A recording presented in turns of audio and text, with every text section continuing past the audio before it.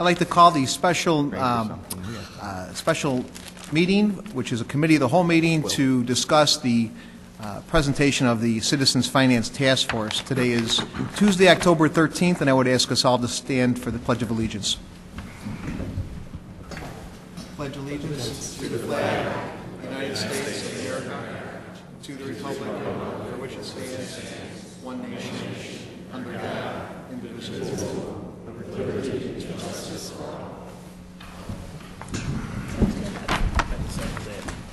And to make this meeting official, we need to establish a quorum. I'd ask Clerk Spencer to call the roll, please. Gutenkopf. Here. Pezza. Here. Shea. Here. Leader. Here. Rose. Absent. Graham. Here. Hipskin. Here. York. Here. Nybo. Here. Healy. Absent. Morley. Here. Kennedy. Here. Mulliner. Here. Wagner. Here. 12 present, 2 absent. 12 present, 2 absent. We have an official quorum. I would like to do a little introduction, and then I'll let our chair people go ahead and present tonight. But tonight is a special meeting. For the last several months, we have designated 24 members of our community from a variety, from all over our community, from seniors to professionals, variety of people from various walks of lives. We have many financial people on this task force to look at our city's finances, where we're at, where we're going. We knew, many of us, when we ran for this office, that we'd be facing some challenges, and I, as a mayor, when I ran, said I would put this task force together to get the community's input, to see what we want Elmhurst to be like in the future. And I am proud today that we have Chairman Diamond, Chairman Levin, that are here tonight to present to us their report, represented also by the 24 folks that dedicated a lot of hours, a lot of blood, sweat, and tears went into this. So I appreciate the 2 chairmen, and if you'd like to take the podium and present to us the task force and the report from your task force, that would be terrific. Thanks, Mr. Diamond. Thank you, Mr. Mayor. For record, my name is Kevin Diamond, 120 Kenmore Avenue. And as the mayor stated during his campaign this last April, the budget was up right in the forefront of what was on the minds of the Elmhurst voters. So to get the voters' perspective, he assigned 24 of us to come together, evaluate the budget, and come forth with this recommendation. So I respectfully, to the mayor, the city council, city staff, and citizens of Elmhurst, this is that report. We started in July 15th to be exact, and we wanted to verify the city's financial situation. And to do that, we conducted an in-depth interview with city staff. We reviewed the budget. We reviewed existing sources of revenues to identify the existing sources and potential new sources. We analyzed the city's finances, both in expenditures, revenues, and we wanted to bring a fresh perspective to these both of the revenues and expenditures, the entire budget. And to do this, we investigated and we questioned and analyzed city staff so we can come forth with these recommendations. To do this, we had 24 of us. So to break us into, to have us all look at everything together seemed to be a waste of time. So we decided to break into 4 groups. And with 24 people, that worked pretty well. We had Scott and myself as the chair people. Michelle Malind acted as our secretary. You can find the notes for each one of our meetings on the city website. And then we had the administration and other subcommittee, which was chaired by Ed Lavin. We had a public safety committee to look at the police and fire and other public safety issues, chaired by Jim Japsik. We had a public works committee that was chaired by Bob Dunn. And then we had a revenue committee chaired by Steve Lubertozzi. Each of the committees was charged with reviewing the budgets of each department and did a line-by-line analysis of the city budget. Okay, they questioned, they looked at the budgets, they had city staff. We want to commend city staff. They were very cooperative, very forthcoming with answers, and it really helped with coming forth with this report. So as we come forth with this, you can use this in your budget deliberations as you come forth with the 2010-11 budget. You can take it, you know, if you like it, you can use it. If you have other ideas, by all means, they're welcome. And you know, the bottom line is that we want to do what's right for Elmhurst. You can see by the bios by the committee members that they are passionate about living in Elmhurst. They value living in Elmhurst. And you know, this just serves as an introduction, and I'll turn it over to Scott to come into the executive summary. And we encourage you to ask questions as we go through this. We have you can see a number of the committee are here. The chairman would be happy to answer questions on their respective areas, because as we were in 4 sections, Scott and I couldn't sit in on every meeting, so I know these chairmen put in a lot of work along with their committees, and we're very proud with what we've put forward here. And without any further ado, I'll turn it over to Scott for the executive summary. Thanks, Kevin. Ladies and gentlemen of the council, Mr. Mayor, I'd like to provide a little bit of an overview of some of the work that's in the report. I'm not going to cover it all because I know that I've spoken with a number of aldermen and they've read it in detail. When we started this project, starting back, I think, during when you were putting this task force together, we looked at a budget shortfall that was projected to be around $4 million. And as we started doing our work, starting as you were putting the task force together in June and through July, it grew to $5 million. Then it looked like it was at least $6 million, and we figured we better get our work done fast before it got to be even more. So we realized that the scope of the budget shortfall was important, and necessarily because of the short time frame we had, we limited ourselves primarily to an examination of the general fund being the operating fund for the city of Elmhurst. The other thing that came into play is that as we looked at the shortfall, we realized that this budget problem is not something that happened in the last year. You can't blame it all on the recession. This has been a long time coming. Sales tax and other revenues have been falling, and at the same time we've continued to enjoy all of the benefits of the fine community in which we live. As a result, our reserves, which are supposed to be 3 to 4 months worth of expenditures, have dropped from $14 million or so in 2001 to perhaps ending this year with $3 million, $3.5 million. At the same time, as you know, we have a working cash fund that's supposed to be between $800,000 and $1 million, and we will probably finish the year at $30,000 or less. So we felt there was not only a need to build up the operating budget so that we can provide services, but also to what we called on the task force replenish our savings account, which is both the reserves and the working cash fund.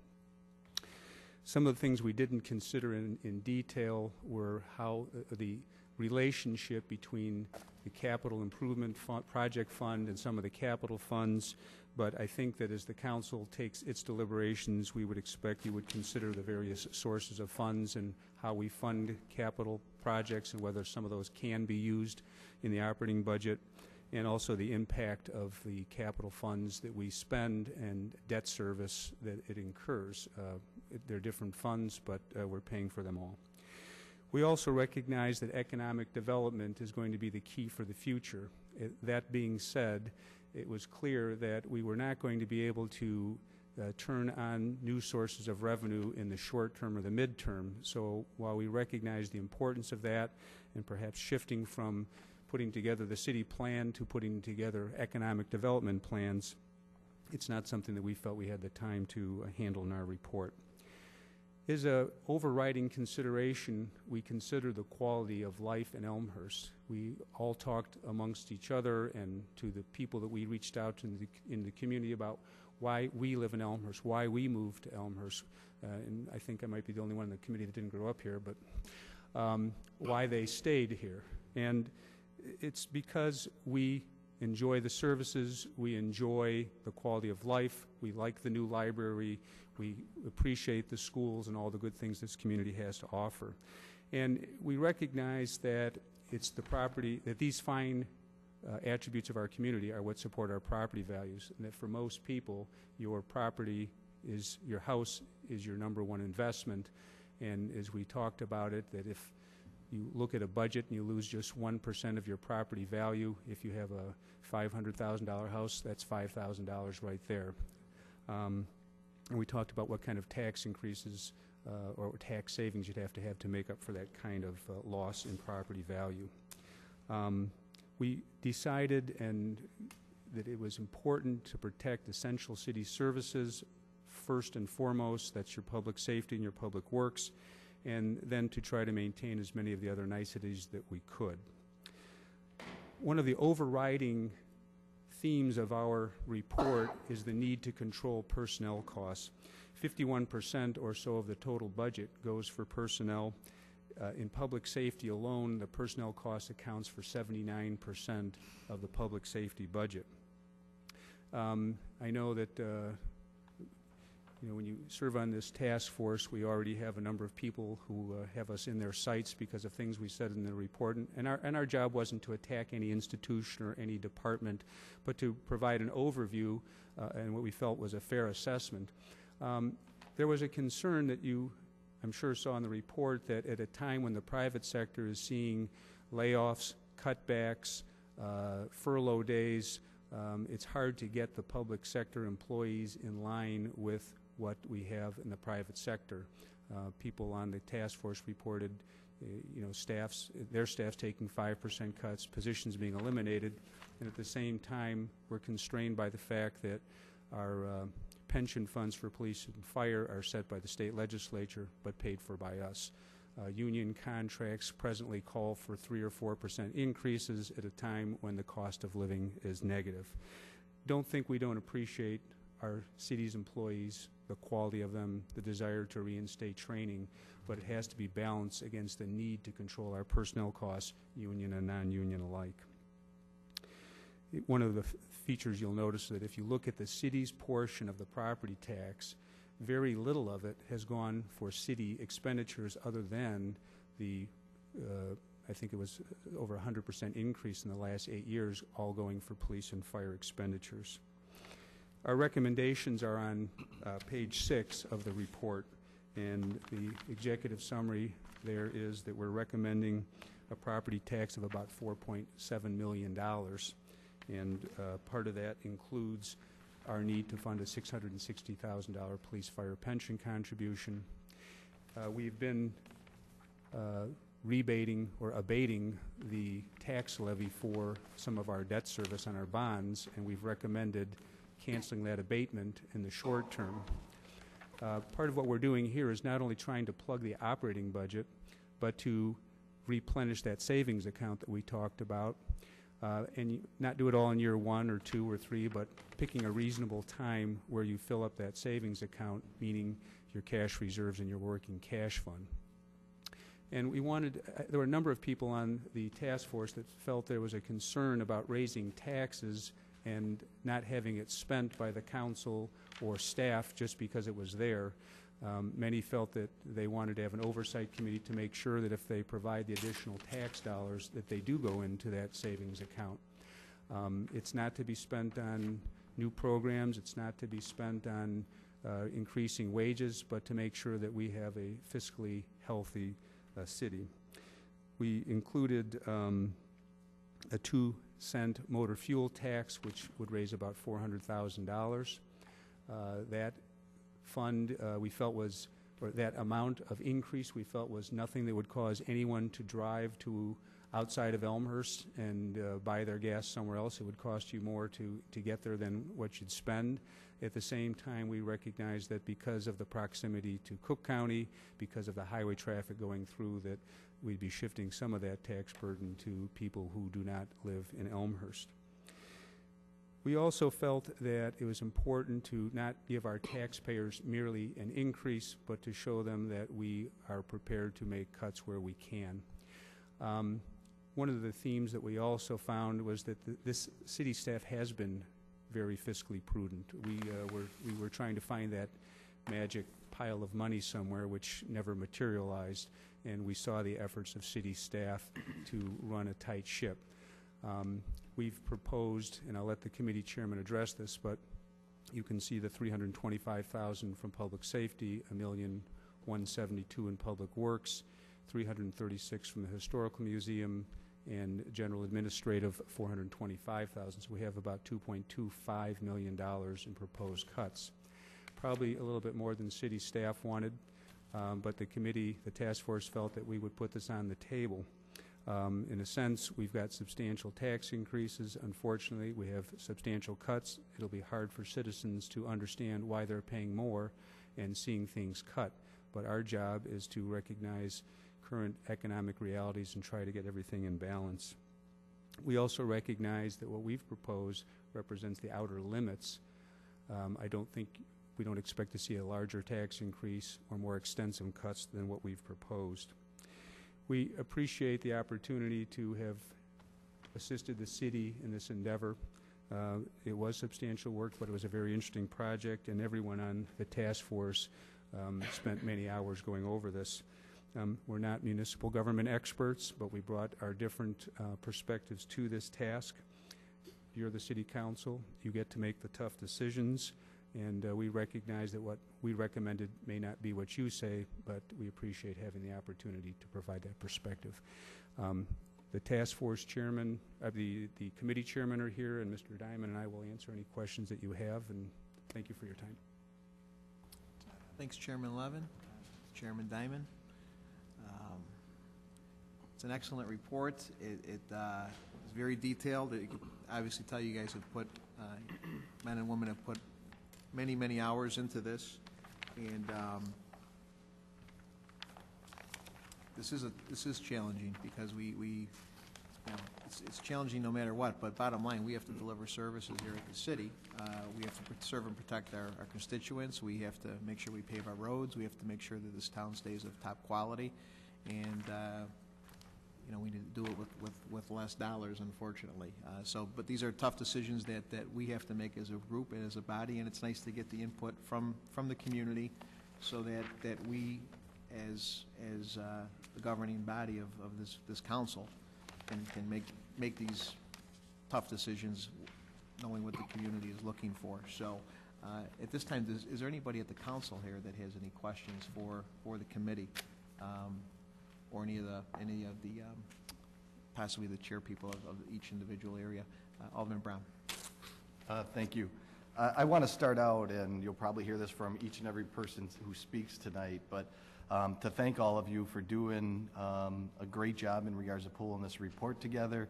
I know from everything that I've heard from the members that I'm familiar with on the task force, you spent many hours not only going over the budget, but also really compiling the report, so all that data and all that information would be readable for us up here. So a great deal of gratitude for each and every one of you from myself.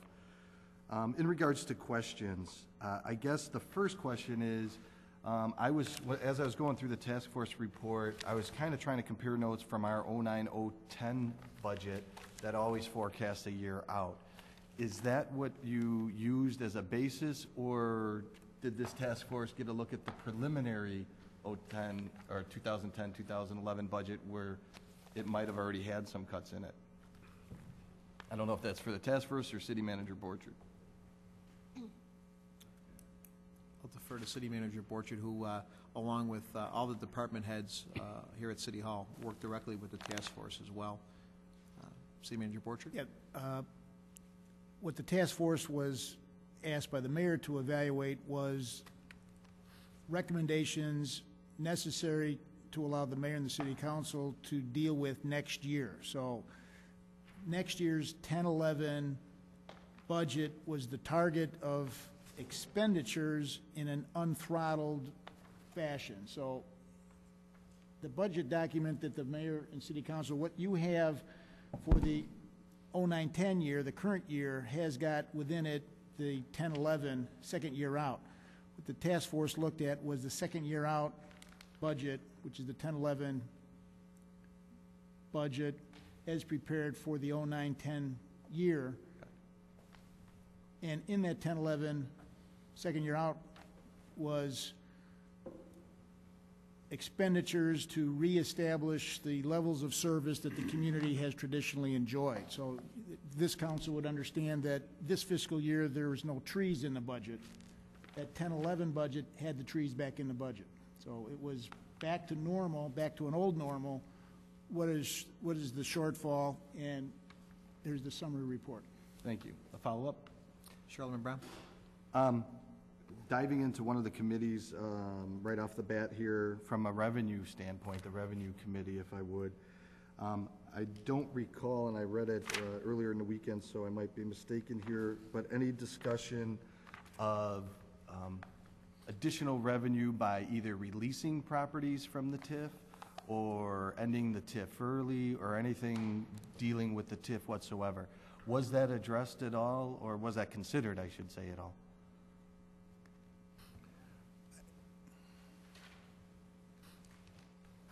Our focus was on the general fund and working capital. We mentioned TIFs, as we did a brief overview of the various funds, but an analysis of terminating the TIFs we really didn't get into that because we felt that was beyond the scope of looking at our general fund purview. City Manager Borchert? Further, that appropriate response from Mr. Diamond, remind the audience, the mayor and the city council, I think, understand that when the city of Elmhurst levies a tax, that is a levy in tax dollars, which is then relayed appropriately to DuPage County. DuPage County makes sure that those tax dollars are collected. And in that regard, that process doesn't deal with TIFs, released property or unreleased property. It simply is what's the tax that the city of Elmhurst needs to levy to collect. That's what the task force looked at, and that's what they would recommend. I think what Alderman Bram's referring to is what occurs when a TIF goes away. The equalized assessed value that has risen in the TIF district, that's the frozen EAV on which the rates are applied that creates the dollars for the TIF. That EAV goes back into the total bucket, if you will, of the city of Elmhurst EAV, causing the rate to go down to collect the same amount of dollars. Correct. The task force report talks about the dollars. Okay, and that's something that we can, when we talk budget, we can discuss as a full city council if we wish. But I just, since I didn't see it covered in the task force discussions, I want, or in the report, I should say, I wanted to see if it was discussed and it was just not something to be pursued, or was decided not to go down that avenue. Thank you. Thanks, Alderman Brown. I'd also, I know I saw the dollar chart. I don't know if you guys have that handy. If you could reference to that real quick, Mr. Trozine. I think that was very interesting because the dollar chart, I think, really speaks to where our tax dollars are going. In most communities, the city portion of the dollar ranges anywhere between 12 to 20%. And in our town, because we've had a subsidy, because of industry, because of our sales tax, we're at 5%.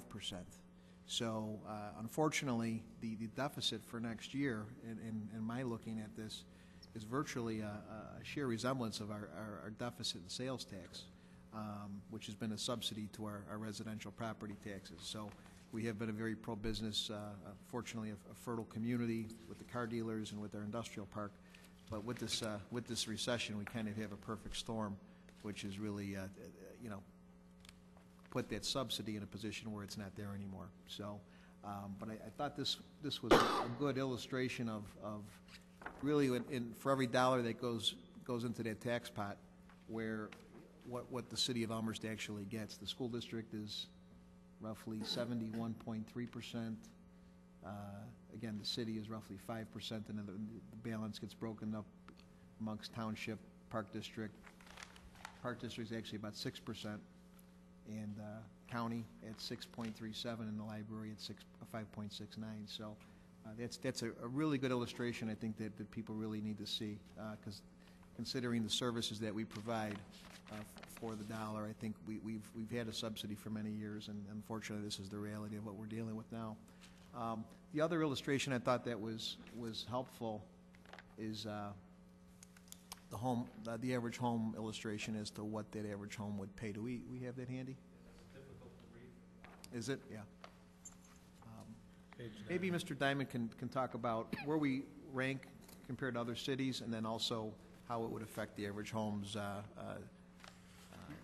tax rate. Yeah, currently, comparison of 2008 municipal tax rates, Elmhurst's rate is the second lowest to Oak Brook, who does not assess a municipal tax rate because they have the Oak Brook Mall. So when you look at Elmhurst's rate of 0.2416, it is the lowest. But the committee felt that we should also evaluate that, not just the rate, but compare that to the average homeowner in Elmhurst, looking at the average home value in Elmhurst, which is about $404,000. So a resident here would, with a home value of $403,000, would have an assessed valuation of $134,000 and pay $325.30 in property taxes. So when you look at the numbers, obviously that's a very impressive statistic and something that the council should be very proud of. And if you look at our recommendation of where the proposed tax increase that we are recommending, which is the chart I was saying that it's maybe to be difficult for the audience to read, but our recommendation is to raise the rate from 0.2416 to 0.4339, okay, which will raise us to the middle of the pack. Our rate will still be relatively low in comparison to our peers, but it'll put us, in the area of a Glen Ellen and Naperville communities that commonly are compared to Elmhurst. And when folks are considering where to move as they come from Chicago and looking for a western suburb community, Naperville and Glen Ellen are two of them I know that I've looked at, and so I think that will still remain a competitive position for us. So what that means for your average taxpayer that had $403,000 home is that their city portion of the tax rate will go up $259, $258.96 to be exact. So, considering the services that are provided and the value that we place on those, and the low rate that we've been paying in the past, we, as a committee, felt that was a reasonable amount, because as you see, what a minimal proportion of their property tax rate is to the city. If you look at it as a percentage of the increase, it's a large percentage. But if you look at it as a total tax bill, we thought it was a reasonable amount of what a taxpayer could pay, for living here in Elmhurst. And let me just add one other thought. When we prepared the second chart here, this chart assumes that we raise our taxes in Elmhurst and nobody else does. If you look at what's in the newspapers in terms of other communities that are having the same kind of problems that we're having, it would be expected that there would also be tax increases. So this is, nobody else raises it, we do. Other people raise it, we may well still be closer to the bottom than this. very good. Mr. Trozine, do you have the chart where it actually shows the rate change versus the, so actually we would be going up in rate roughly about from 33rd up to 31st lowest out of the 34 municipalities in DuPage County. So we're going up a couple of positions basically according to this this here. The other thing too is I checked with the township and the county, and we have roughly just over 900 seniors that have tax freezes. The seniors that have tax freezes have a reduced EAV that's frozen, and they will this rate will affect their taxes, but at a much reduced rate compared to the average homeowner, because many of these seniors, their frozen rate might be half of this. So so at $259 maybe half if it's frozen at, let's say, half the amount. So I think we need to be mindful of the seniors as well because of their situation. Alderman Hipskin. And I would just want to reiterate what the mayor was saying for the seniors, that this will be a much reduced burden on them than the rest of the taxpayers, as it should be, as which is the right thing to do. But as I'm looking at some of these numbers, we're at $325 a year, and we're proposing to go up to $584 a year on your average home. This is for covering police, fire, roads, our water, our sewage. What else am I forgetting? Street paving, Street sidewalks. paving, sidewalks, trees. It is, I'd like to challenge everyone to go take a look at what you pay for your cable bill and your internet bill every month, as opposed to what we pay for all those vital services, which really keep our main asset intact, which is our home. And, you know, I know it's an increase. I read the report, and I want to thank everyone on the committee, and I want to thank their wives and husbands, too, because I know that there was a lot of time put into this, and they did an incredible job. And it really is just another example, one of the many examples of really the fabric of our community, of everyone coming together. You have 24 people. This wasn't 24 people coming together once a week. This was 24 people taking time out of their day, taking time in the evening, taking time away from their families to put together a report for their community. And this is not a report on one little portion. This is a comprehensive, complete examination of our financials within the community. It takes time. It takes a lot of time to first get the information, understand it, disseminate it through their committee, disseminate it through their group, bring it into a report, put it in this report, which was very easily understood and available to anybody, and then present it out. That's a real commitment to our town.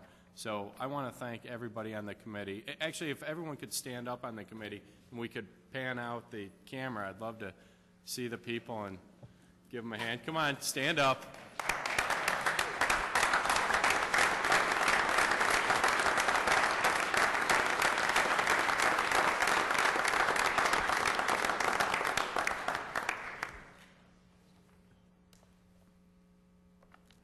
So, in conclusion, I want to thank you again, and I mean,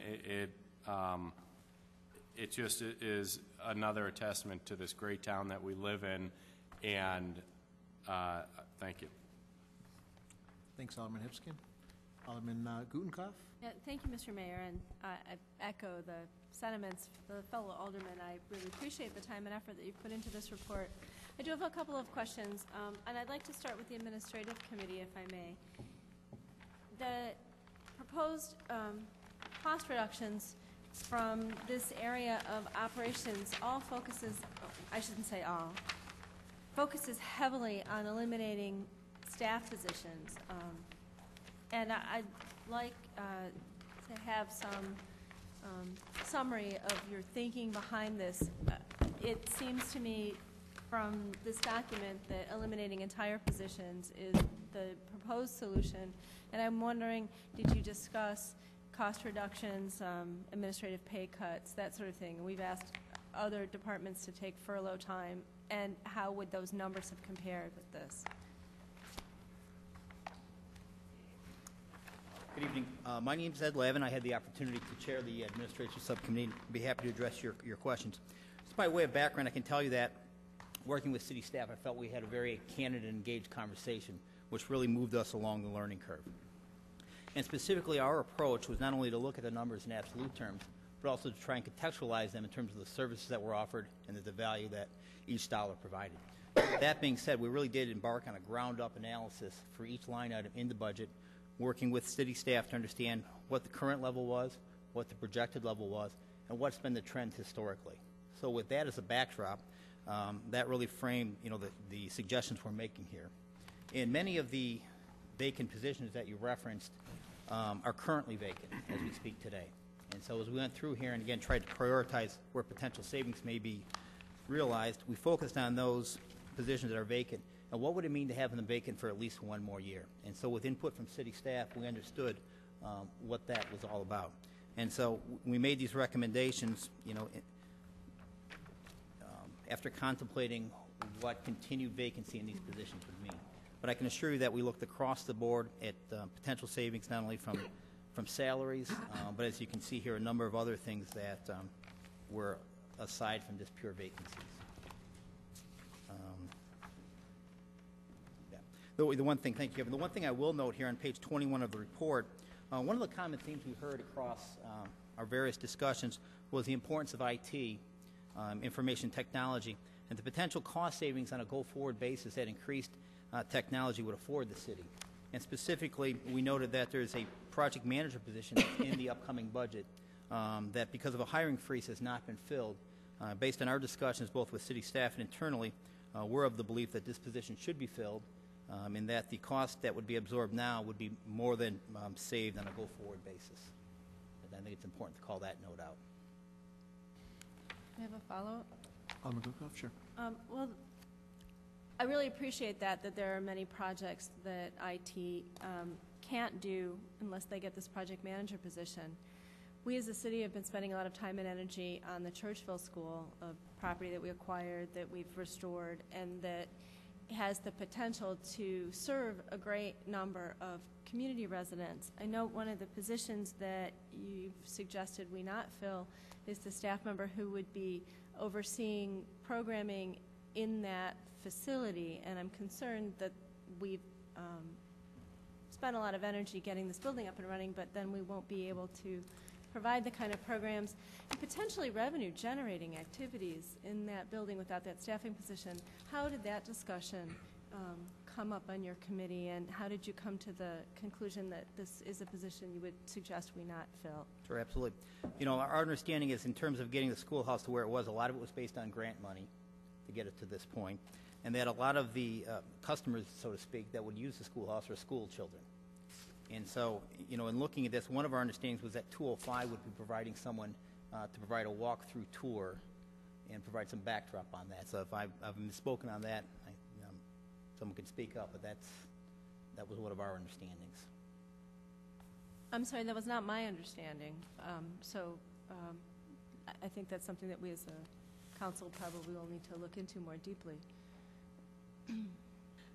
So your expectation is that something like that would be filled by another entity? Yes. Very good. I have another question. Alderman Gutkoff, go ahead. Well, continuing with this committee, one of the things that is near to my professional interest are visitor and tourism, which is why I think I'm focusing on the museum and the visitor and tourism department. I think it's an unrecognized benefit of funding tourism activities that they draw people to a community, and these people then tend to spend money. In fact, I have some numbers here. It is very typical that visitors, once they come to a community, once they know about a community, shop, eat in restaurants, contribute to the financial health of that community. It draws as an economic engine that we have existing. I'm concerned about some of the reductions to programs that would allow us to let people know that we exist. The visitor tourism department sends out a tremendous amount of information. We fund other cultural events that draw people to Elmhurst. How did your discussions revolve around those facets, and how did they play out in your decision to make some of these eliminations? As it relates to visitor and tourism, or? Well, it's visitor tourism, and the museum really fits within that packet of sort of thinking. If the museum is doing what it should be doing, people hear about it and make it a destination. It's a destination in our downtown that's adjacent to a lot of other activities that people may do. The community grants that go to the Symphony and the other museums in town function in the same way. They bring people here to take part in something that's Elmhurst. They're not just enhancements that are nice for people that live here, but they serve to draw visitors to our community. And these are the same people we're hoping will pay the extra 2 cents on their gallon of gas. Well, you know, there was a great deal of discussion about the historical foundation, and just the sentiment you expressed about the fact that we fund the Symphony, we fund the Lazadro Museum, or a number of other museums, but it was the sheer dollar amount that made the difference. I think we had $10,000 grant to the Symphony, a $10,000 grant to the Lazadro Museum, and somewhere in the area of $1.2 million for the historical foundation. What you say we don't dispute, but when we looked at essential city services in terms of where are you going to cut, are you going to cut police and fire? Are you not going to pave the roads? Is someone else going to step up and hold a fundraiser to fill potholes, to patrol the streets? Are we going to hire private police? Everyone on this committee, and there's some people on this committee that are very staunch defenders of the historical foundation, and I will say that one of my best friends is the past president of that organization. We're not trying to hurt it, and we recognize that all of these things are cultural draws to our city and then people come and spend, but the fact is we looked at what is a reasonable budget, and if we are cutting in areas and we're raising tax increases, we look to our citizens and say, where would they want the cuts? And we're the citizens, and we looked at it, and they were not easy decisions, but that is more the magnitude of the funding for that particular institution. Thank you, but if I may just correct you a little bit, we don't give a grant to the foundation of $1.something million.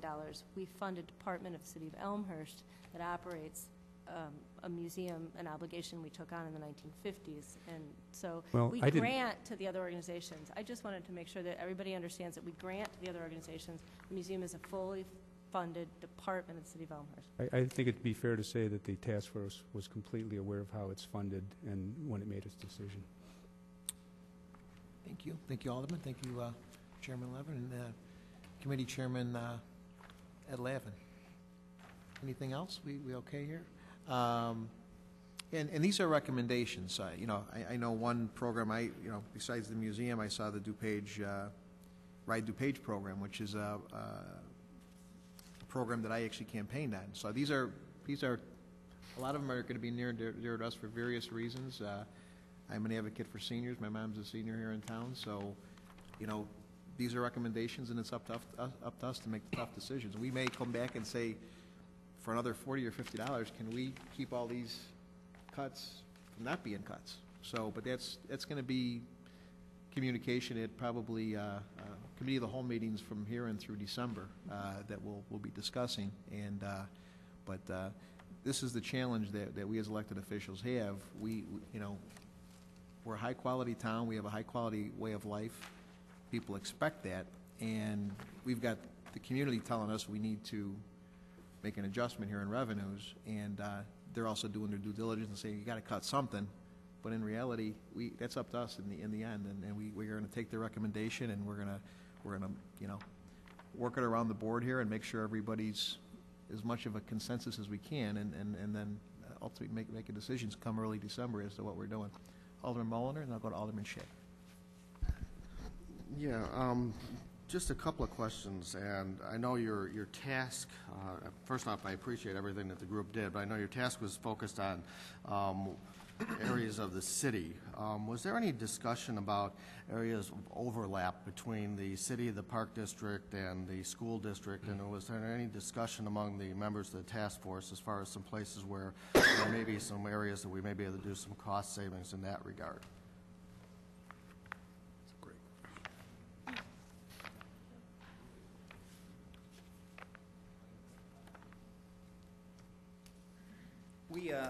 We actually spoke quite a bit about that with city staff, and we actually touched on a couple of different areas.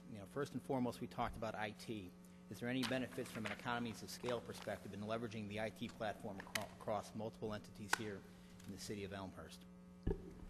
The second thing we talked about was within the Human Resource Department, training. Talking with Valerie Johnson, it was suggested that there might be some savings if training classes were held not just for City of Elmhurst employees, but also create a bigger body to reduce the cost per head for learning opportunities. That was something else that we talked about. Those were the two main things that stick in my mind. Not to say that others didn't have those similar types of discussion, but that was embedded with the administration discussion. Bob, or?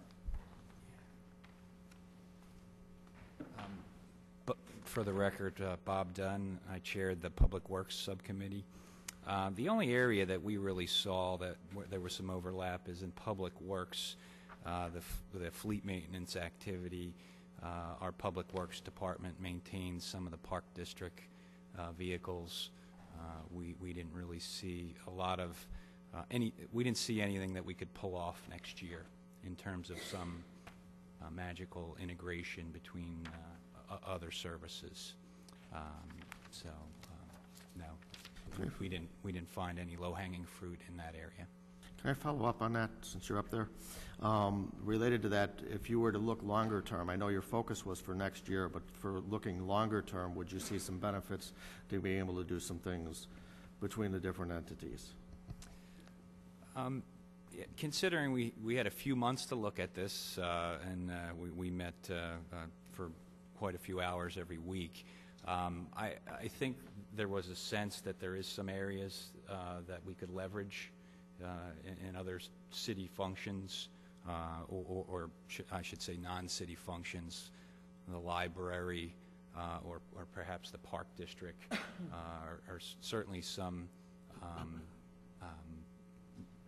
organizations that we could possibly leverage services with. So yeah, I think that's probably something more long-term that could be taken advantage of. And that's was my committee's sense that there would be that opportunity in the future. Okay, continue. Just following up with Public Works, that seems to be where the bulk of the reductions are. And I guess what I'd like to do is just kind of get from your perspective, I mean, we've read the report and it's very detailed, but kind of an overview of what your thoughts were, what the thought process was on the reductions, and short-term impacts versus the long-term impacts on some of these things that you've suggested. Okay. Well, that's a fair question. The report that you have is about 35 pages. There's 2 pages of it is Public Works oriented. There's a lot of documentation that really goes to support the recommendations that we made. We made a lot of iterations on the scenarios that we looked at. Initially, when our committee started to look at the magnitude of the deficit that we were wrestling with, 4 million, 5 million, 6 million, we felt that Public Works probably should focus on a significant amount. We didn't know what that was initially, but we came up with, on an $18 million budget, we came up with about a $1 million scenario of reductions, which was about 5%. We also wanted to look at a more aggressive scenario, twice that, and we looked at a $2 million reduction, or about 10%. And a lot of that was built on previous plans that our Public Works liaisons had submitted to the city back last year and previous years. And I want to point out that Mike Hughes and Pat Morley, who were our liaisons, were outstanding support for our efforts, and gave us a lot of documentation that we asked for and a lot of candid insights into how their department was run. We also solicited a lot of information from our fellow citizens. We weren't making these recommendations and formulating these opinions in a vacuum. But we ended up coming up with, on the order of about a $1.5 million reduction scenario initially, and really our guiding principles in coming up with this plan was to maintain the quality of life in Elmhurst, and we really took an approach where we would dial up the cuts and see how they felt, and if they felt they didn't feel good, they felt a little too high, like they would impact the average citizen too much, we dialed that back down. And we got to a level where we really felt that we maintain a reasonable, consistent level of service, and were able to achieve a significant level of cuts to help us in our budget situation. So we kept dialing up and down the level. Initially, it leaned more towards services and positions. Another thing we noticed in Public Works is they do a good job of leveraging each individual division, where if you cut somebody in forestry, well, that person is not just cutting trees down all year. They're shoveling snow in the wintertime. They're doing other things. So there is a lot of cross-utilization of those people. So when we pushed a button in one spot, we got a reaction in another, and we had to be aware of that when we started looking at some of these cuts. So, we were sensitive to that. Came up with a scenario that we felt was responsible. Thank you. Last question I have is a kind of a general question, and that is how much use of the citizen survey did you have? Did you use the citizen survey at all? Because it's one of our driving forces when we work with the budget, and I just want to know how much impact that had on decisions that you made.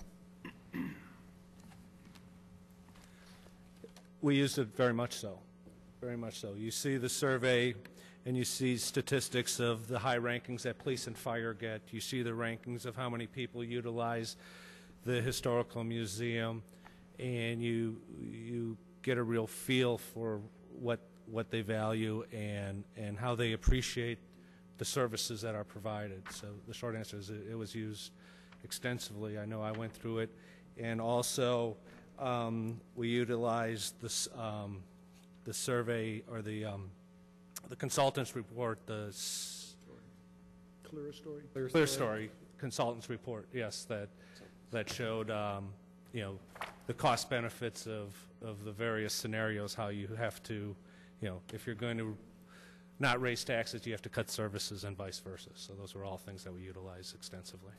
Thank you. Thank you, Alderman. Alderman Shea. Right, thank you, Mr. Mayor. I too appreciate the hard work and the time that you put on this, and especially for Mr. Dunn, who went through this report with me. I thank you for that. One thing in the report, I'm glad that you have in the plan to build the reserve monies. I really like that part. Also, though, my question is, I know economic development is key for our future, but what were your thoughts on the state income tax money that comes in, altering the percentage a little bit? Right now it's 80 to 20%. What about maybe 75-25, 70-30? Well, I think we get about $4 million a year, which is of the state income tax. 10% gets rebated back to the municipalities. And I don't know where I think we talked about it, we don't know where the formula comes from. The city manager advised us that there's certainly a need to fund capital improvements, capital projects. I don't think we felt that we had enough time to look at it deeply enough, but there was a feeling that maybe that mix can be safely shifted to fill operational holes or to be poured into our, what we call our savings account in the short or midterm. We didn't see there's any particular rule of law or requirement that it go into capital and not to somewhere else. Thank you. Alderman Nybo, and I'll go to City Manager Borchert. Thank you, Mr. Mayor. The challenge is becoming how do you commend the committee without sounding repetitive? So here's my attempt. The report is very well written. This is probably one of the clearest, easiest document that I've been able to read, where you really understand some very difficult issues. So it's a very well written document, and I thank you for that. And all of you are also very well spoken. These are challenging issues to discuss and to explain to people. and I think all of you have done a really great job, so I appreciate your hard work. I have like 3 questions. Fund analysis. I think you guys hit the nail on the head. Page 6. To the extent that there is a shortfall in the general fund, the CIP should be examined to determine if there are excess dollars that may be transferred to the general fund to address that shortfall. Second, the very allocation of certain sources of revenue between the general fund and CIP should be evaluated. I'm going to try to offer an analogy here because I think fund accounting is a difficult concept for people to understand, and so if you all bear with me for just a second. But what we have is not just one fund that we expend money from to provide city services. We have multiple funds. We've got the capital improvement fund, we've got the general fund, we've got I think it's the parking fund, I think there's a utility fund. I don't know exactly how many funds there are, but there are several. And each of those funds are funded by a separate formula, a combination of revenue sources that go into that particular fund. So let's break this down simply. Let's say I'm saving for a car, and I'm going to take my paycheck, and I'm going to create a checking account, and I'm going to put 20% of my salary each month into this account to pay for my car. And I'm only going to use that money to pay for my car. All the other expenses, all the other income that I earn, I'll use to pay for my operating expenses, my living expenses. Now, what we have here is a situation where one of our funds in the city of Elmhurst is operating at a deficit. And so what that's, if I can analogize, that's equivalent to a situation where if I wake up one year and I realize, oh, I've been saving 20% for a car over the last year, but with the 80% that's left over from my income, I can't meet my mortgage payment, and I've got to do something.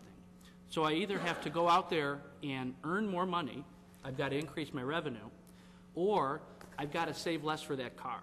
Maybe I put 15% of my paycheck in for the car, maybe 10% in for the car, and free up that additional revenue to live, to pay for my other expenses, to pay for my mortgage.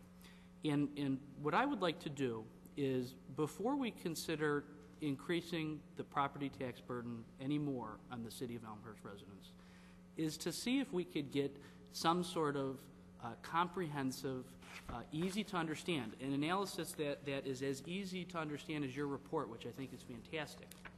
I'd like to look at each one of these funds, and I'd like to see, very clearly how they're funded. And then what I'd like to see is, we anticipate that we're going to have to spend, a certain amount of money out of this fund, a certain amount of money out of this fund, a certain amount of money out of this fund, and a certain amount of money out of this fund. But this fund, we think our revenue shortfall is going to be 25%. In this fund, we think our revenue shortfall may be only 10%. But on this fund, we think our revenue shortfall may be 50%. And now those are hypothetical numbers, but what I'd like to see is some explanation of how the formulas that we have that are supporting these funds, how are they each comparatively being impacted by the economy, the change in our local economy. I'd just like to have some perspective, because we're talking about the general fund, and the general fund is under a lot of strain right now. But I think we'd be doing ourselves a disservice to just jump to the conclusion that the solution is some type of revenue enhancement without undergoing a very thorough analysis as to whether a formula reallocation is at least a partial solution to this problem. So that's the first observation that I wanted to make. The second one is a question actually for either the city manager or for the police chief or the fire chief. It's very compelling from this report that a significant portion of our increased costs relate to fire and police pension, which are very much out of our control. And I think that that's another point that really needs to be made clearly to the public, is there's a significant portion of our budget that we don't have the discretion to decide whether we want to pay or not. We have to find a way to make those payments as mandated by the General Assembly. But what is within our discretion is how we allocate those personnel resources. And as I was reading about the significant pension costs for our police and fire in comparison to the pension costs for other municipal employees, I have two quick questions. First of all, our part-time fire and police employees and our non-sworn police officers, are those employees eligible for the police and fire pension benefits that have really been causing us a significant increase in costs? City Manager Borcher? No. Okay. And then the second question I had, and I don't mean this to be a statement or an assessment or a reflection on the personnel that actually perform these roles, but how frequently do we have fire or police personnel performing non-fire or non-police functions, i.e. job responsibilities, and how did we get to that situation? Because it seems to me if we've got a job function that doesn't require a firefighter or a police officer to do it, that we should be trying to have either a municipal employee with less onerous pension obligations performing that function, or a contract employee performing that function, like we do with paramedic services. So the question is, how frequently does that occur, and how did we get to that point in time? And I'm thinking about, in particular, some of our code enforcement and building department functions.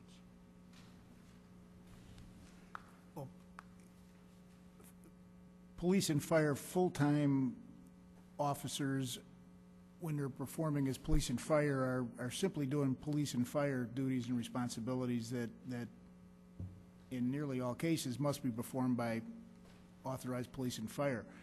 There are some higher-back employees in the building department that serve on an entirely different pay scale, and without that pay scale contributing to their fire pension, perform, again, higher back at a different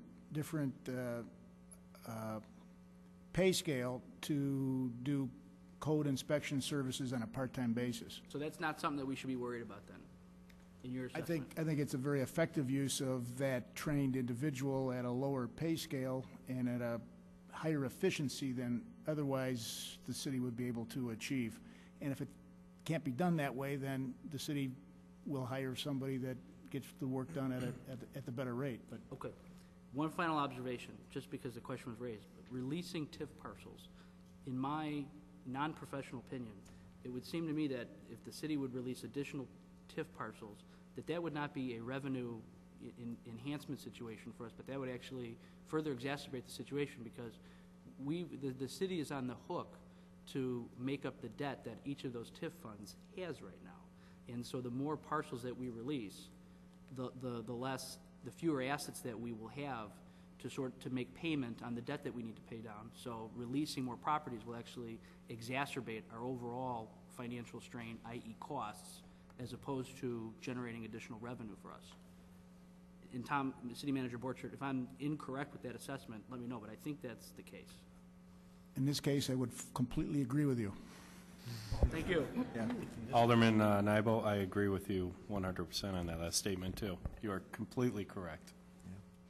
I think also the strong recommendation that we're getting for long-term sustainability, economic development, is clear from this group, and we as a council have to listen to this and embrace those opportunities when they come along, plant those seeds. And a lot of those seeds have been planted by previous administrations that have put our TIF districts in place, which have been very bountiful, been very fertile, have been revenue makers for our other taxing bodies, with early release of TIF parcels, TIF properties, et cetera. So these, you know, the recommendation is strong. The vehicles that are available to us, whether it's TIF or an SSA or sales tax incentives, those are all things that we need to, I think, be conscious of and luring businesses and keeping our grants for our downtown so we can keep our occupancy rate as low as possible and keep this town fertile and prosperous. So, and a lot of the projects that we've done, including the new fountain, et cetera, have been used with TIF funds versus our general funds. So that's if we give those properties away, we then lose that increment that allows us to do things without putting tax burden on our taxpayers. So Alderman Pezza. Thank you, Mayor. Also, thank you very much to the task force. For me personally, as a newly elected official, this is so helpful. I've never been through this process before, and this will be one of my Bibles for this process. So thank you very much. It's very helpful.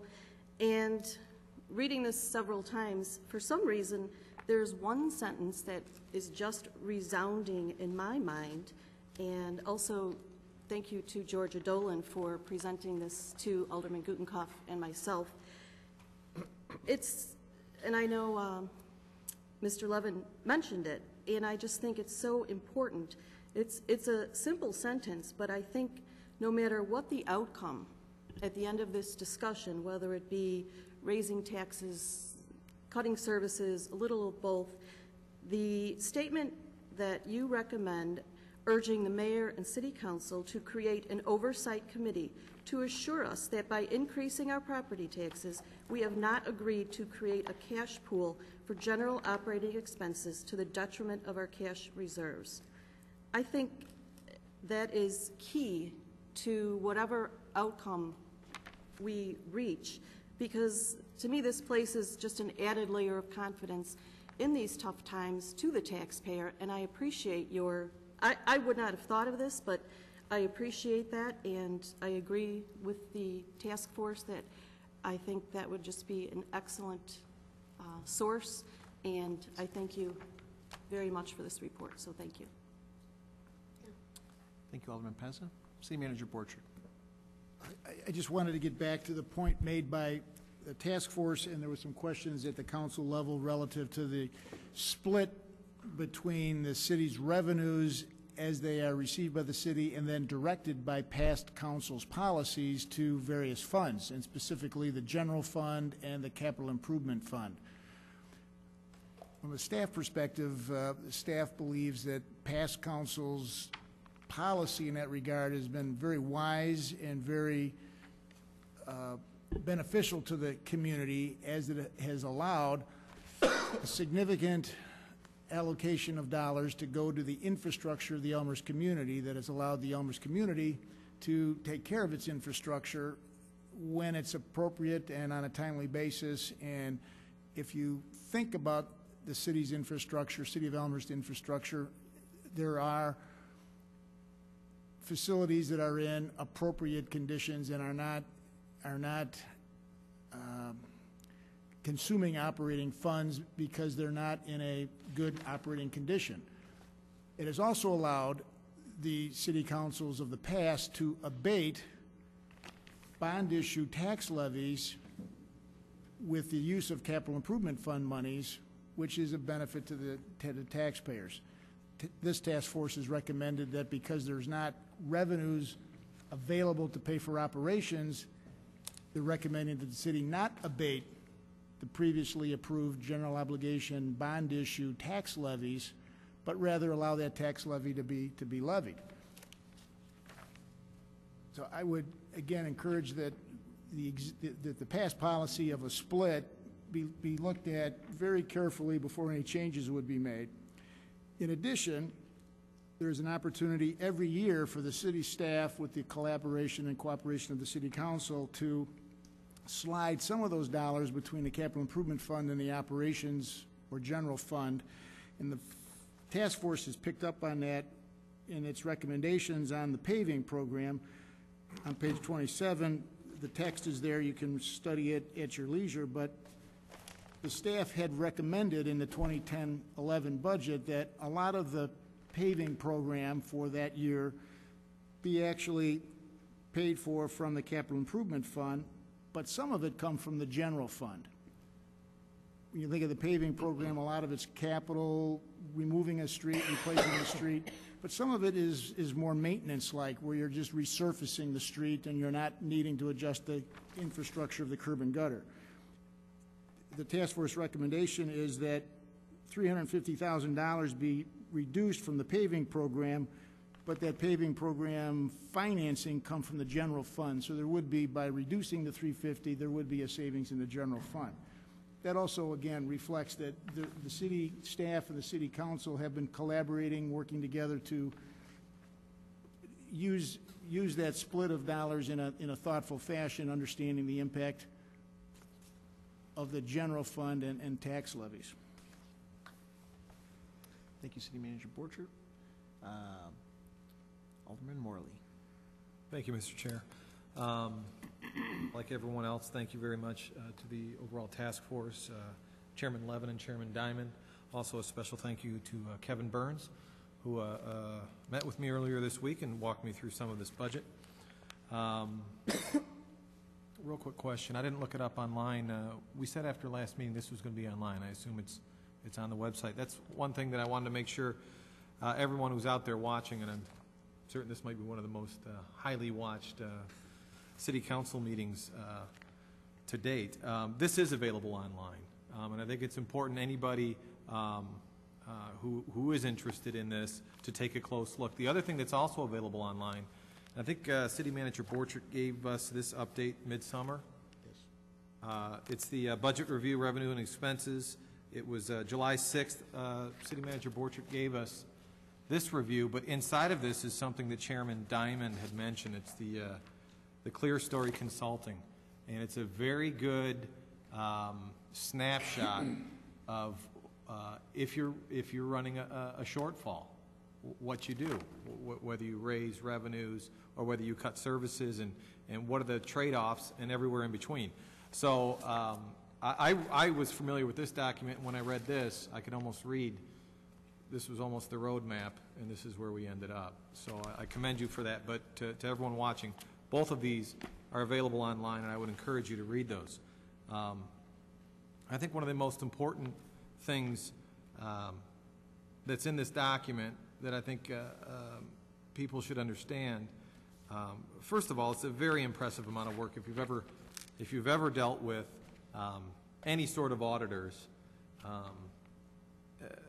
I'll tell you this, any auditors that I've paid for couldn't come up with this amount of work in the amount of time that these people did. And not only did they come up with this amount of work in that amount of time, they did it for free, which is the best deal I've ever gotten. Free and our gratitude. But I think one of the lines that's most important is right off the bat on page 5, and Mr. Levin mentioned it earlier. Each of the committees other than the Revenue Committee was charged with reviewing the budgets of the departments within its subject matters, including a line-by-line examination of the expenditures. In addition, these committees were asked to identify the areas of services and levels of service offered and the importance to them in the community. I think that's key, that people understand that when we come up here in our budget discussions and you see this New York-sized phone book of a budget, that's what these people reviewed, line by line. And I commend them for that. In addition, I don't want it to be lost that Chairman Levin also mentioned that in their review of all of their information, they didn't find any erroneous or any overspending on part of the staff. And I wanted to make sure that compliment was repeated. So, thank you. Thank you, Alderman Morley. Oh, one last thing. Yep. Thank you, Mr. Chair, your indulgence. In this report that is available online, page 9, I think, is the one that a lot of people are going to have an interest in. We've been talking for an hour and a half now about this little dollar amount here and this little dollar amount there. There's a very good illustration on page 9 that doesn't show up well on camera, but it's basically the breakout of a tax bill. And I think both chairs mentioned that what's in here are what are considered outer limits in terms of taxes. And if you take the tax increase or the revenue increase that this task force is asking for, there's a very good illustration on page 9 showing what the increase would be not only for the city's portion, but how that increase compares to your overall tax bill. Thank you. Thank you, Alderman Morley. And I think that particular page 2 illustrates the all-in tax bill, which shows roughly a $275 total cost, and that's all in with schools, parks, county, township, everybody. So the overall revenue, the overall increase is, as I read this portion of it, it's about 4.45% of total tax bill as it relates to the task force recommendation. Correct. Alderman Kennedy, then I'll go to Alderman Brown. I just have a quick question regarding the abatement. Do we know how that would be expressed on the tax bill? Would that be a separate line item, or it would be? We weren't sure. We checked, and We're still not sure. We are. No, I'm sorry, it's not a separate line.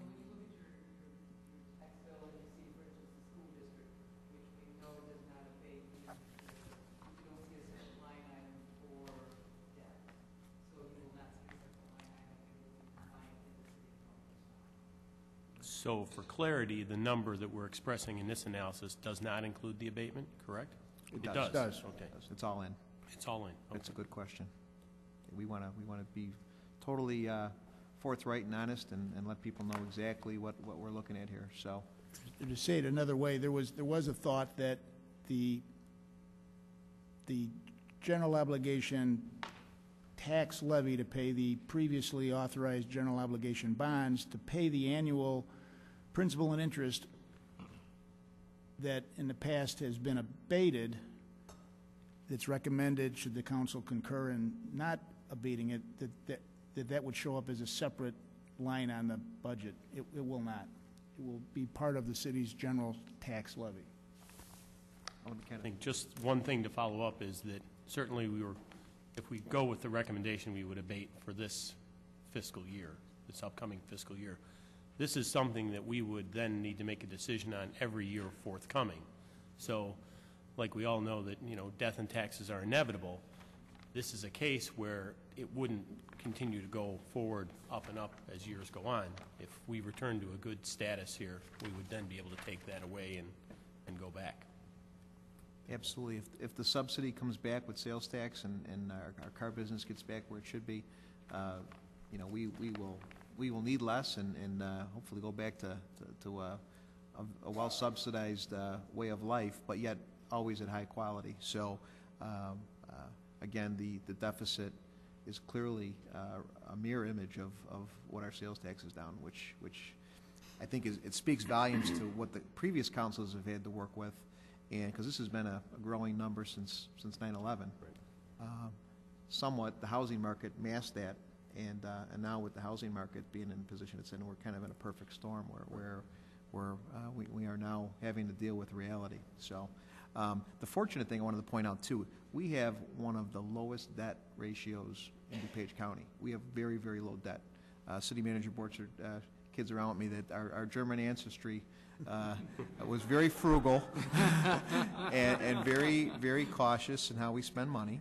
We also we do capital projects. We do them well. We do them with great forethought. So we're not in a situation where we've got to rebuild this or rebuild that or rebuild. We've rebuilt a lot of things, and we haven't taken from that capital fund. We haven't borrowed from Peter to pay Paul, so to speak, and that's a good thing. I think we should all be proud of, especially the newcomers to this council, including myself. That I think puts us in a good position. Many municipalities have pension debt. In other words, they haven't paid their pensions. Although last year we didn't get an increase, we were able to pay it out of reserves, and our pensions are all caught up. We're all current. Many municipalities are not. So I thank our predecessors, our previous councils, our previous mayors for putting us, in the best position possible, considering the tough economic times we're dealing with. If we had to rebuild our water treatment plants and rebuild our, all in the future, it would put us in a very, very vulnerable position. But fortunately, the capital projects have been kept up with. Our debt is low. Our credit is high. And we just have to make some tough calls. But the quality of life that we all come to expect, I think, is imperative that we make some tough decisions here in the future to make sure that we deliver. So, anybody else? Alderman Leader. I would only like to comment that I'm looking at this figure of $258.96, which would be the proposed tax increase. And I want to point out that there is a direct relationship between that number and the value of our homes.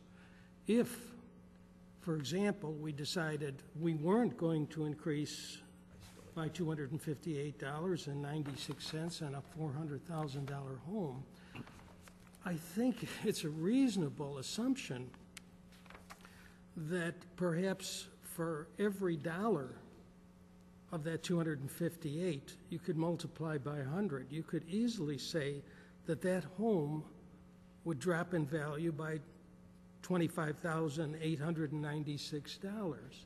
Because what you're going to do now, you're not going to raise taxes, you're going to slash the operating budget by $6 to $7 million, which means inevitably cuts in police and fire, and severe cuts in public works, well beyond anything contemplated here. Who would want to move to Elmhurst? So I would say to the people who are watching, keep in mind, your home is your most important financial holding, and you have to protect the value of that home. And it is really in your power to protect it, and it is in our power, and I think our obligations, to protect the value of our homes. Thank you. Thanks, Alderman Leader. My sister pointed out to me that a 1% decrease in the average home in property value would be about $4,000.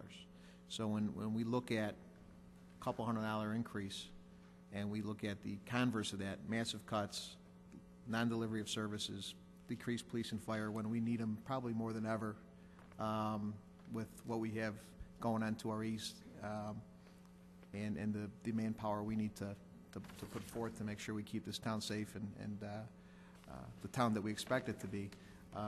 1% decrease in property value would be about a $4,000 loss for the average homeowner. So protecting our property values, protecting our citizens, when that phone gets picked up and 911's called and we need to be there in a minute and a half, that's why we win the awards. That's why we are rated the town that we're, Chicago Magazine rated us tops in our class. It was because we had the best all-around package. And as mayor, and I think everybody at this council agrees, we need to keep that level of expectation up and deliver it at the most cost-effective way. So, anybody else? Alderman Brown. Thank you, Mr. Mayor. A few questions expenditure-wise as well as, once again, revenue.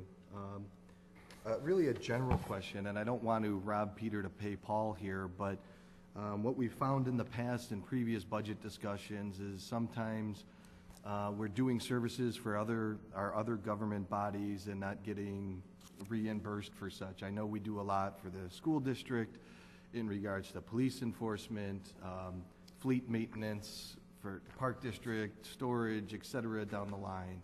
During this analysis, was there anything that was unexpected that came up where we're doing for the other government bodies that we're not being compensated for?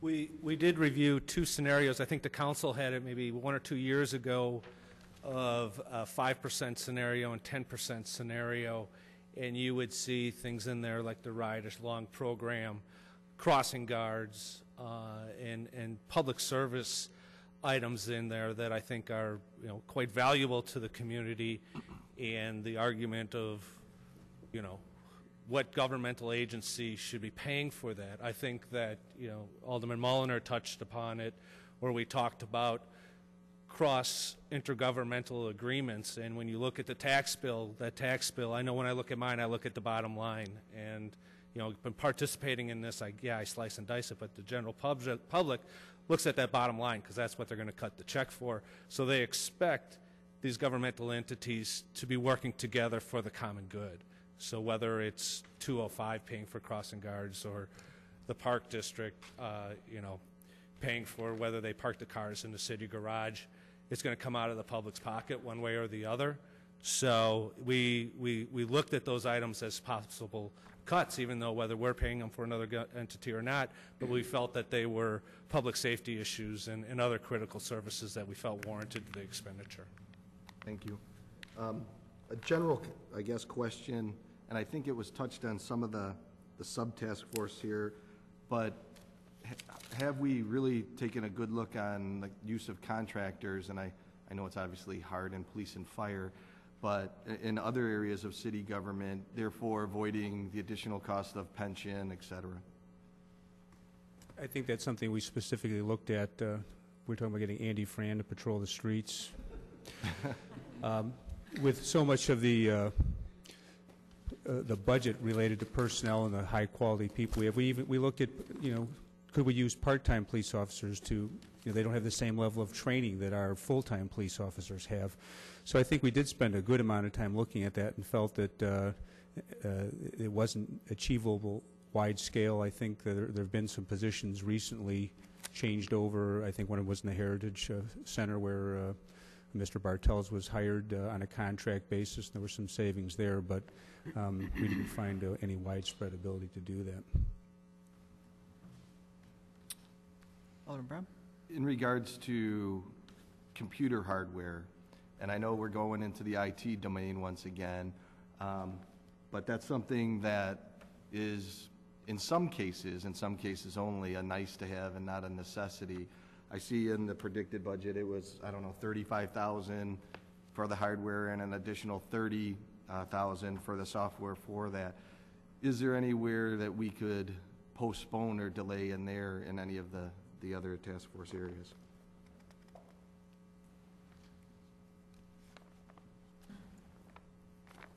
Hello, folks. Kevin Burns, 841 Stratford. And what we looked at specifically in speaking with Mike Stenson with IT was there's a $675,000 capital outlay budget for IT. And a lot of that, probably the one major item, I think it was $225,000 to replace the mobile data terminals. They're used for public safety, police cars and so forth. And those things take a beating. They're used 24/7, and they really have to work. It's not like if you're at home and your computer doesn't work, you just say, well, oh well, ask your daughter if she can fix it.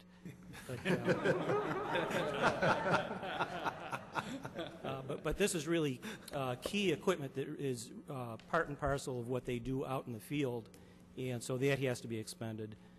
There's another $280,000 over 2 years projected for replacing PCs throughout the city, and those are on a 3-year schedule. Actually, they're beyond their warranty right now, so if they go out, if we defer that, if they go out, you replace them one-off. But that's the majority, those kinds of expenditures. Now, I could speak also one thing on the use of contract workers. I think they were looking at possibly getting a couple of contract IT workers to come in, and whereas the project manager position, I think, is funded with benefits, they're looking at about $103,000, $104,000. That for contract workers, it was going to cost something like $300,000 for 2 people, so it's $150 apiece. So it's really not a cost savings to bring someone in from the outside. And it kind of depends on how you do it. If you get a contract worker who's coming through a service, that service is going to charge you back for some extra cost, profit, or whatever. And then if an independent contractor comes in, they want to make enough money so that they can provide themselves with the benefits that you're not paying them. So on balance, it looked like it was not a cost saving to go with a contractor. Thank you. One question on a revenue standpoint, and the Revenue Task Force listed out, I think, 14 various items that they looked at, one of which is the real estate transfer tax, which, I don't know, back a few years, it was actually higher than what it is today, and since has been reduced and has maintained at that level. Could someone please talk on why that hasn't been made mention as a possible recommendation for additional revenue? How you doing? Steve Lubertozzi, 513 South Fair, for the record. We did look at all these items on this list. There was actually other ones we looked at too, but we're really focused on ones we thought we could get stable cash flows in a down economy, potentially where the housing market wasn't going to be what it used to be. Mayor DeCiani always talked about construction, things like that. So we didn't think the home sales were going to be there like they were before. City Manager Borchert? In addition, the transfer tax, real estate transfer tax, the state law has changed, and although Elmhurst is a home rule community, state law does not allow the real estate transfer tax to go up or go up, even for a home rule community, without a referendum now. Okay, good to know. Thank you. The only other thing I wanted to mention in regards to my question about the TIFs was really just a question to see if it was evaluated, not to make any recommendation or therefore, I just wanted to see if the task force evaluated it.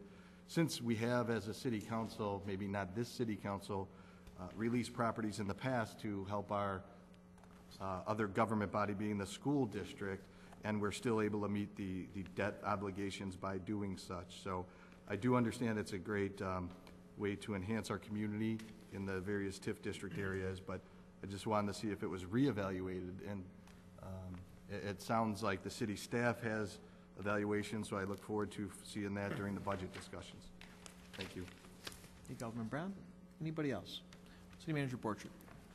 I just wanted to point out, also on the agenda is goals for the 2010-11 budget. It does wrap into the task force's recommendations, but wanted to state that from a city staff perspective, there are two elements that are mandated by the state of Illinois that are in play here. One is the state standard for filing a tax levy. That requires a tax levy to be at the county by the end of the calendar year. In that regard, on the green sheets that the city council has been provided, the staff would suggest we attempt to, as a team here, follow the target dates, allow that tax levy ordinance to be approved no later than December 7th, and upstream from that, on a calendar perspective, you can see where there would be the thought to allow for a tax levy action plan to be approved at the first city council meeting in November. That would then allow for the truth in taxation public hearing to be posted and a public hearing to be held, and then the tax levy ordinance approved. So if you keep that in mind as it relates to the revenue associated with property tax. And then secondly, the city must follow the state statute relative to adopting of a budget. The budget must be adopted for 2010-11 before the beginning of that fiscal year, which is May 1st next year. The city of Elmhurst has somewhat self-imposed upon itself a process of reviewing a budget, preparing a budget, and analyzing a budget, and that's the more detailed listing of dates on the other side of that green sheet. That whole process really starts a bit with what Alderman Mulliner suggested with the Citizens Task Force. Citizens identify, the citizens' response to the survey, the citizens' survey. The survey results identify the community's thoughts, dreams, aspirations to an extent related to the mayor and the city council. The mayor and city council then identify what is the objective for the next budget? What's the goal? What's the target? What services are to be provided? What level of quality should those services be provided at? Convey that message in a general way to the city staff. City staff then puts all of the details together in that New York-style phone book that Alderman Morley referred to for the city council and the community to review and evaluate and make changes as appropriate, but then get it approved before the beginning of the fiscal year next April sometime. So in that regard, the task is to identify that message to the city manager regarding the budget goals for 2010-11, ideally by the end of October, to allow that process to begin. Thank you, City Manager Borchert. It's nice that we have this outline because we do have a narrow window here to discuss this and come to conclusions and have, by law, recommendations and a levy in place if we so choose. So we'll have basically. I see this as committee to whole meetings, up until this final date there, December 7th. So, Alderman Kennedy. Thank you, Mr. Mayor. Tom, can you put up the dollar bill thing again? I wanted to just point to that and ask if we know anything about what the other governmental bodies might be doing in terms of their ability to raise taxes going forward. I mean, certainly this is only a small portion and it's going up significantly. We all understand why, but do we know what they might be doing or what they can do? And you know, what's the ultimate net effect to a taxpayer, you know, going into next year? The other entities are under the tax cap, so if you go to page 9, you can see the projection of what we anticipate their taxes to go up. So as we cited, the number that the city portion of the taxes will go up $258.96. We project the entire tax bill for a $404,000 home to go up to $275. And you see in the middle section there, tax levy increase. We have it broken out by each governmental agency and what we project their rate to go to. Okay. Do you have a feel just from a historical standpoint what the annual increase has been? You know, just to get a feel for, okay, City of Elmhurst hasn't been putting up its taxes. What has that annual increase typically been? You know what I mean? Well, you know, like, has it been going up historically $275 anyway, and it's been all coming from these other bodies? It varies by the different tax caps levies that they're subject to. Generally, the consumer price index or a maximum of 5%. So they, you know, the other taxing bodies will look at the levy that they're eligible to assess. Many of them will assess the maximum to fill their budgets because they are under the tax cap, but we don't have historical what each year they have gone up. That might be a good thing to get, just to. Right, we could probably have staff look into what last year's $404,000 home went up. Right. Overall, yeah. so that we can see exactly, you know, how that relates to what we're currently looking at. So, very good question. Because the consumer price index last year was 0.1%, they are very limited on what they can go up this year. So. Right. So, all right. which Thank you. which overall puts us, you know, nobody wants to raise taxes, but it puts us in a better position overall. So it's less of a burden on the taxpayer to do it this year versus, say, in the following year when CPI does go up and they have the ability to levy at a higher rate. Right. Any other discussion? City Manager Borchert. Just to elaborate on that, the tax cap applies to, but does not apply, better to say it does not apply to new growth. And there's not been a lot of new growth in this calendar year. The city has collaborated with the two township governments and the assessors in the two townships, and there's an understanding that the assessments of properties will probably go up around 1% for both York Township and Addison Township. Previous year, however, both York and Addison Township went up double-digit. A lot of that being new growth, meaning new homes, new commercial establishments, new industrial neighborhood construction. The new growth is not part of the tax cap. So the school district, the park district, when they tax, they can tax their rate on that new growth and capture that new growth with a higher dollar amount. The Elmhurst local government has typically simply levied taxes in dollars, and as an example, last year the tax increase in dollars was 0. The EAV went up generally 10%. Elmhurst City, the local government tax rate, went down 10% because the city only collected the dollars it levied. So the staff can certainly prepare some summary of that information over the last several years. But because of the significant growth last year and 3 or 4 years prior to that, there's been a lot of EAV growth that has allowed for even tax-capped jurisdictions to reap a pretty significant increase in tax dollars because, again, that new tax growth was not tax-capped. Thank you. Chairman Diamond? I just, before we close, and we appreciate your time, and I think we're beyond our time, but just a couple closing thoughts on comments that we heard here. Alderman Nybo, we did look at not all of the funds. We had a brief overview of every fund on one of our meetings, but we did look at the capital fund and many times wanted to shift some items. And you can see in the public works that 70% of that cut is our capital items. But we need to be careful to keep deferring or borrowing money from the capital fund because eventually you're going to need to buy a new car, or otherwise you're going to be walking to work. And in closing, Alderman Morley, you identified the general fund or the report, the July 6th report, and there are some numbers in there that I would like for you to all look at because the general fund balance in the 06-07 year, the balance was $13.4 million. 07-08, it dropped to 10.9, about $11 million. 08-09, it's down to 7.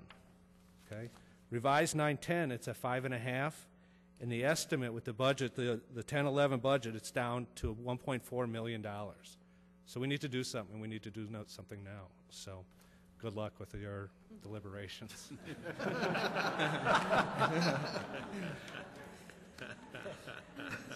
Thank you, Chairman Diamond. Having worked with you on many task force, I always appreciate your humor and your wit. So, and your honesty, because honestly, this is something that we have to face reality with. You know, one thing that Alderman Kennedy brought up was the previous, you know, tax increase from last year. Unfortunately, we had a very ununited board, and there was a zero levy for the city, which in looking at this was irresponsible. Because when you have wages going up 3% a year, you have to levy at least, you know, CPI or what wages are in effect. So I think we have to do the responsible thing and look at this, look at it thoroughly. We have to make sure we can do it and deliver services and make the tough calls come December. So I think we're a much more united board. We're very open. We're very, you know, upfront and honest, and we lay it on the line. So I think we can all hold our heads up high and just realize that, you know, we didn't create it. It's a creation of our economy, and but we have to deal with it. We have to deal with it responsibly, and we got to deliver. So, before I ask for a motion to adjourn, I would mention that maybe we do a 10-minute recess, and if people want to collaborate between the task force members, that before we actually break into our committees, that I would allow to do that. And this time I ask for a motion and a second to adjourn. Alderman Morley, Alderman Wagner. All in favor? Aye. Anybody opposed? We're adjourned.